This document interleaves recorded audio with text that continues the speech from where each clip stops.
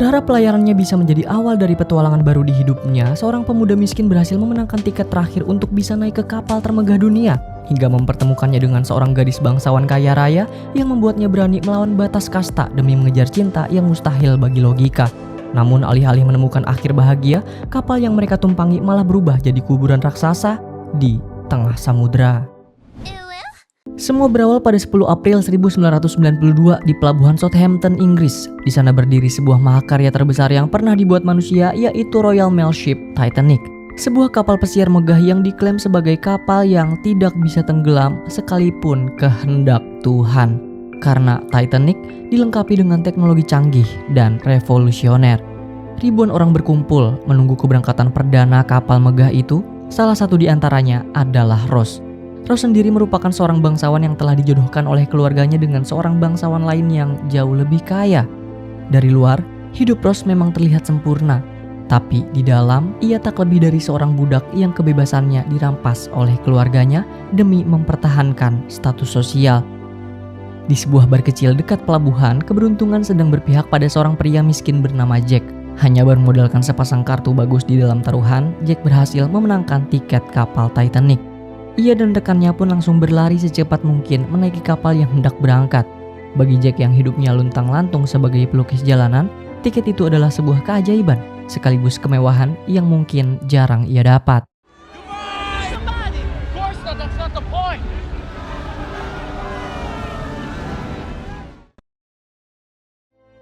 Di restoran VIP kapal, Rose yang sudah muak mendengar perbincangan kaku ala bangsawan yang membahas tentang bisnis dan pamer kekayaan, memilih pergi meninggalkan ruangan itu untuk mencari angin segar.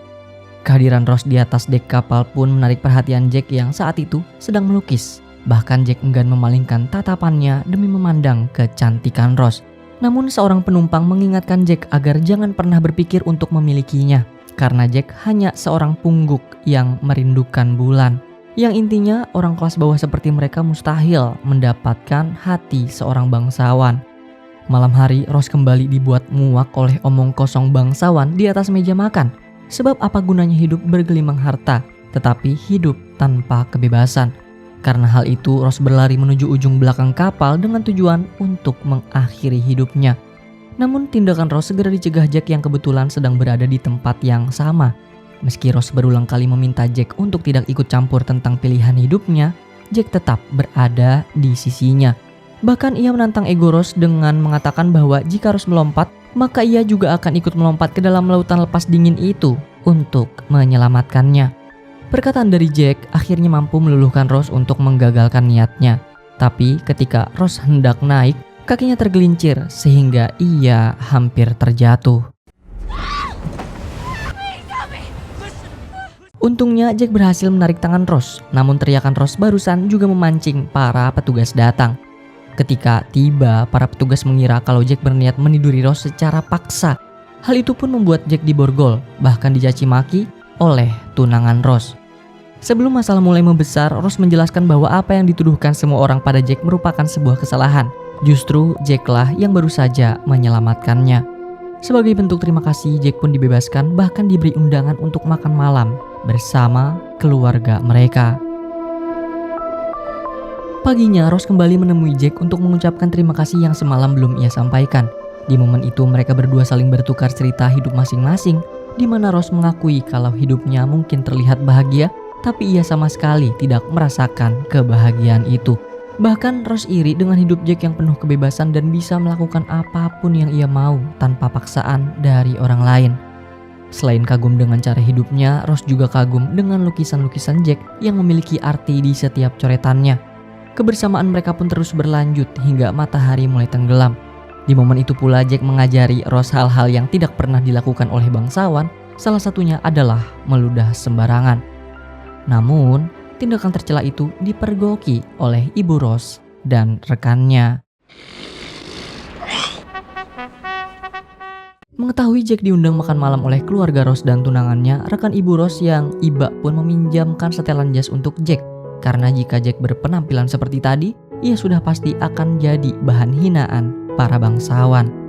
Setibanya di restoran untuk para bangsawan, Jack merasa terasingkan karena perbedaan tata krama kaum bangsawan. Meski begitu, ia tetap berusaha keras terlihat layaknya seorang bangsawan. Hal yang ditakutkan Jack pun tiba pada saat keluarga Rose dan tunangannya terus memojokkan karena perbedaan status sosial di antara mereka. Jack yang muak dengan kepura-puraan ini pun akhirnya memutuskan menjadi dirinya sendiri yang apa adanya di hadapan mereka semua. Bahkan Jack secara langsung mengajak Rose ke pesta makan malam yang sesungguhnya. Di restoran kapal kelas bawah, Rose untuk pertama kali dalam hidupnya merasakan kenikmatan pesta yang tidak pernah ia dapatkan selama ini, di mana ia bisa minum bir dengan sepuasnya, bersenda gurau tanpa memandang derajat, sampai menari di atas meja. I don't know the steps. Neither do I. Just go with it.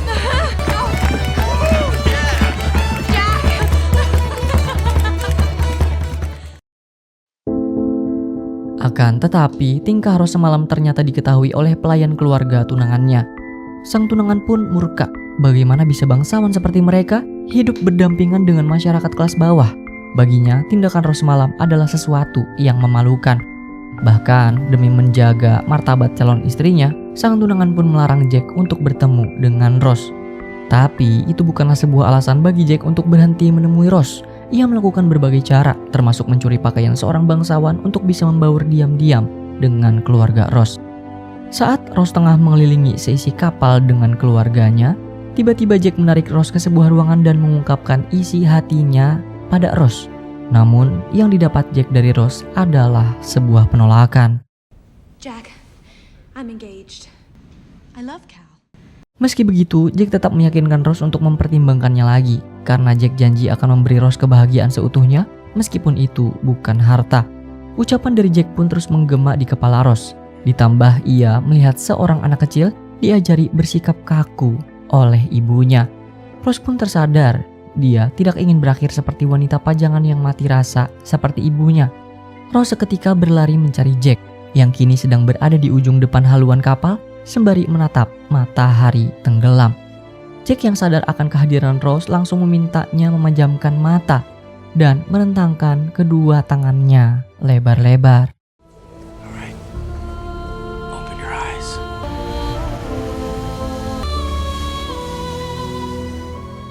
Setelah bermesraan layaknya seorang kekasih, Rose mengajak Jack ke kamarnya untuk menunjukkan barang koleksinya. Bahkan ia menunjukkan kalung berlian sangat langka dan meminta Jack melukis dirinya saat menggunakan kalung itu tanpa kain satu helai pun di tubuhnya.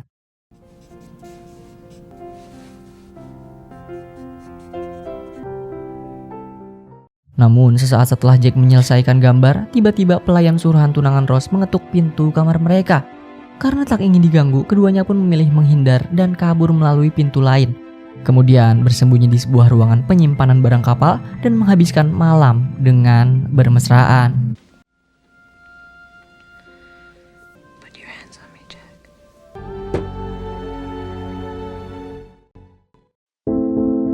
Di saat yang bersamaan, kru kapal melihat sebuah gunung es tepat di hadapan kapal mereka.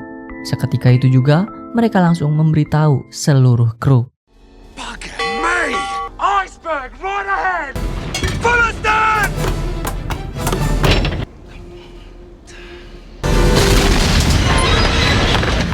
Meskipun berbagai cara telah dilakukan, kapal itu masih membentur gunung es tersebut yang mengakibatkan lambung kapal bocor. Air laut mulai membanjiri dek demi dek yang ada di bagian bawah kapal, termasuk kamar penumpang kelas bawah. Mengetahui kejadian itu, Jack dan Rose pun berniat memberitahu keluarganya tentang apa yang terjadi. Namun setibanya di sana, Jack malah difitnah sebagai pencuri oleh tunangan Rose karena di dalam sakunya terdapat kalung milik Rose. Hal ini ternyata adalah siasat tunangan Rose untuk menjauhkan Rose dari Jack. Ia menyuruh pengawalnya memasukkan kalung tersebut diam-diam ke sakunya. Bahkan demi bisa benar-benar menjauhkan Rose, ia mengingatkannya bahwa Jack sama seperti pria bajingan di luar sana yang mendekati Rose untuk mengambil hartanya.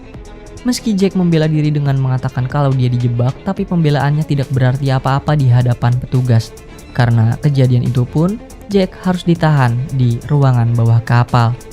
Di sisi lain, di ruang kemudi, arsitek Titanic memberitahu hal memilukan kepada seluruh tim bahwasannya kapal mereka menerima kerusakan parah dan tak bisa diselamatkan.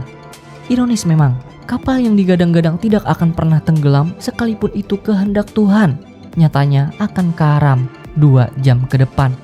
Mereka pun segera menurunkan sekoci secara diam-diam agar tidak menimbulkan kepanikan mengingat jumlah sekoci tidak cukup untuk menampung seluruh penumpang.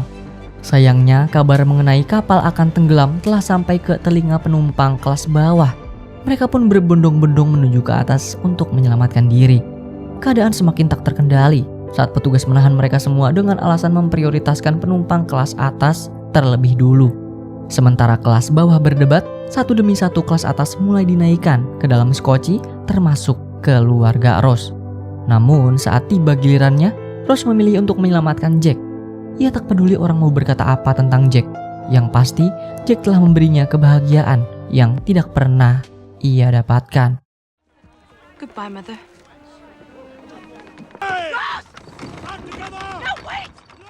Dengan tergesa-gesa ia mencari ruangan Jack ditahan. Meski sudah diperingati kalau air telah membanjiri dek bawah, Rose tetap menerjangnya. Hingga ia berhasil bertemu kembali dengan Jack. Namun Jack berada dalam kondisi terborgol, lalu Rose pun segera meminta bantuan pada orang lain. Akan tetapi setiap orang yang dia temui menolak memberi bantuan demi menyelamatkan dirinya sendiri. Di tengah rasa keputusasaan yang melanda, Rose mengambil sebilah kapak darurat dan langsung menghantam borgol besi itu hingga putus. Sayang, perjalanan keduanya menuju atas menemui banyak rintangan. Selain air mulai naik, petugas tidak mengizinkan penumpang dek bawah naik ke atas. Hal itu pun mulai memancing amarah Jack, karena bagaimana bisa mereka membeda-bedakan nyawa seseorang. Maka dari itu, ia dan beberapa penumpang lain menerobos secara paksa. Setibanya di atas, Jack dan Rose pun langsung mengantre sekoci yang tersisa. Sayangnya sekoci itu hanya diperuntukkan untuk wanita dan anak-anak. Tentu saja Rose menolak menaiki sekoci itu karena dia tidak bisa meninggalkan Jack. Namun Jack dengan tenang meyakinkan Rose untuk segera menaikinya. Tak hanya Jack, tunangan Rose pun juga meyakinkannya bahwa ia akan mengajak Jack ke sekoci yang telah disewanya. Pada akhirnya Rose pun mau menaiki sekoci itu. Namun saat sekoci mulai diturunkan, Rose tiba-tiba melompat kembali ke kapal karena tak ingin berpisah dengan orang yang dia cintai. Mengetahui hal itu, Jack pun segera menghampiri Rose kembali dan langsung memberikan pelukan hangat. Rose berkata ia tidak bisa meninggalkan Jack. Apapun kondisinya, mereka harus tetap bersama. Tunangan Rose yang sakit hati, Rose memilih pria lain yang kelasnya jauh di bawahnya pun segera menarik pelatuk senjatanya guna menghabisi Jack. Untungnya Jack berhasil menghindar dan langsung membawa Rose pergi. Sayang, karena menghindari kejaran tunangan Rose, keduanya malah terjebak di dek yang telah dibanjiri air. Bahkan mereka berdua hampir tersapu oleh air laut yang terus masuk ke dalam kapal.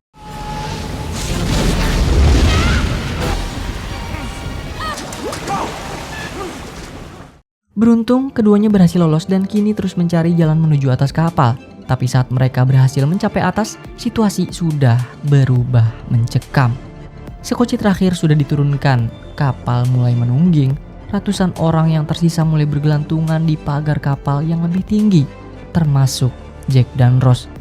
Sayang, dalam hitungan menit, struktur megah Titanic tak mampu lagi menahan beban. Kapal pecah menjadi dua bagian, di tengah jeritan ketakutan ratusan nyawa.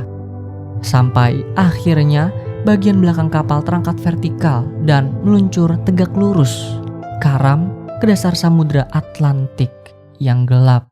The ship is gonna suck us down. Now! Semua orang terlempar ke lautan, terombang-ambing di air yang sangat dingin dengan penuh ketakutan. Jack pun segera menghampiri Rose dan mencari suatu benda yang bisa mengapung. Sampai akhirnya, mereka menemukan papan kayu bekas dekorasi kapal. Sayangnya, papan tersebut hanya bisa menampung beban satu orang. Tanpa ragu sedikit pun Jack mendorong tubuh Rose untuk naik ke atas, sementara dia sendiri tetap berada di dalam air laut yang dingin, membiarkan tubuhnya menahan suhu samudra demi menjaga wanita yang dicintainya tetap hangat. Sambil menggenggam erat tangan Rose yang mulai mati rasa, Jack memberitahu satu hal, sekaligus meminta Rose berjanji menuruti permintaannya. Winning that ticket, Rose, was the best thing that ever happened to me. You must promise me that you'll survive. Promise me now, Rose. And never let go of that promise. Beberapa saat kemudian, sekoci evakuasi datang untuk mencari penumpang yang masih selamat. Namun yang mereka dapati hanyalah raga tanpa nyawa yang sudah membeku. Rose segera membangunkan Jack untuk bisa menaiki sekoci itu. Jack, there's a boat. Namun Jack sama sekali tidak merespon. Seperti penumpang lain, Jack juga telah meregang nyawa, membeku di lautan dingin yang menusuk tulang demi menyelamatkan Rose. Mendapati hal itu, Rose kehilangan semangat hidup. Bahkan ia sengaja tidak merespon panggilan dari tim evakuasi demi terus berada di sisi Jack. Namun, tiba-tiba janji yang telah diikrarkan sebelumnya terlintas di kepala Rose. Dengan berat hati, ia mencium tangan Jack untuk terakhir kalinya, lalu melepas genggaman mereka dan membiarkan tubuh Jack tenggelam perlahan, larut ke dalam lautan Atlantik yang gelap demi menepati janjinya untuk tetap hidup. Come about! Oke guys, itu dia alur cerita dari film Titanic. Seperti yang kita tahu, perjalanan Jack dan Rose bukan cuma soal cinta romantis biasa, melainkan tentang perjuangan mempertahankan ketulusan dari mereka yang terus dipisahkan oleh status sosial. Dan jujur aja, di zaman sekarang nilai seseorang dari status sosial, isi dompet, atau latar belakang keluarganya tuh masih sering banget terjadi. Dari kisah Jack dan Rose kita bisa ngambil satu pelajaran penting, bahwa kenyamanan materi dan status sosial memang bisa menjamin kemudahan hidup. Tapi kenyamanan itu nggak selalu bisa menjamin kamu merasa bebas dan bahagia. Meskipun Jack bukan siapa-siapa dan nggak punya apa-apa, itu nggak jadi penghalang untuk memberikan kebahagiaan sejati buat orang yang dia cintai. Ketulusan dan kepedulian Jack untuk mencintai Rose menjadi alasan bagi gadis kaya itu untuk bertahan hidup dan menemukan arti kebebasan sesungguhnya. Jadi, kalau kamu saat ini lagi berjuang dan merasa ada di posisi Jack, jangan takut mencintai dengan tulus. Buktikan ke dunia kalau status sosial setinggi apapun bisa tenggelam, tapi ketulusan hati akan selalu jadi pemenang yang abadi.